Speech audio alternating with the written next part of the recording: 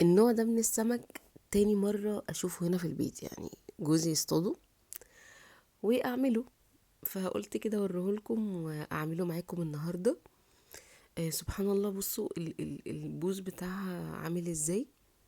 اسمها ايه السمكة دي؟ اسمها اسكاميتشا. ليها كده سبحان الله، بصوا يعني بصوا ليها هنا زعنفتين، وفي النص زعنفتين برضو علشان ت... تعوم بيها وكده.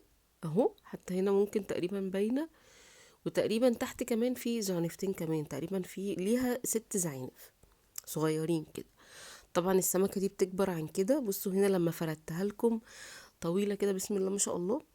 انا بصراحة ما اكلتش منها، لان انا في الاونة الاخيرة ما باكلش سمك، يعني قليل قوي قوي قوي. انا بقى كنت نضفتها وشفلفتها وحفلتها. حطيت ليمون كده، وهنا بقى كنت حضرت توم وفلفل، وقطعت بصل بقى علشان اعمل جنبها رز. هنا كنت تبلتها كمان، وبدأت بقى ايه ان انا اعمل الرز. حطيت زيت وحطيت البصل اللي انا آه، قطعته، وبدأت كده ان انا اقلب. وكمان لقيت عندي بتنجان، كان في بتنجان حماتي جايبهولي، فقلت بقى اقلي كده جنبه بقى تبقى اكلة متكاملة كده للي هياكل. هنا كنت حطيت عيار المية، واستنيت بقى ايه المية تغلي. بعد طبعا لما حطيت لها كمون والفلفل الاسود والملح، وكمان حطيت لها معلقة من الدقة بتاعت السمك، بتخلي الرز تحفة تحفة. وقلبته كده وسبته بقى ايه يستوى بقى لحد على مهله، يعني علشان الرز ده نوعية الرز دي رخمة، بتاخد مية كتير، وبتاخد وقت كتير على النار. فسبحان الله المرة دي استوت، يعني حطيت لها عيار المية زيادة شوية، فالحمد لله استوت بسرعة. هنا بقى كنت بدأت ان انا اقلي بتنجان، اول مرة اقلي معاكم بتنجان في القناة والله بجد. كنت فرحانة قوي.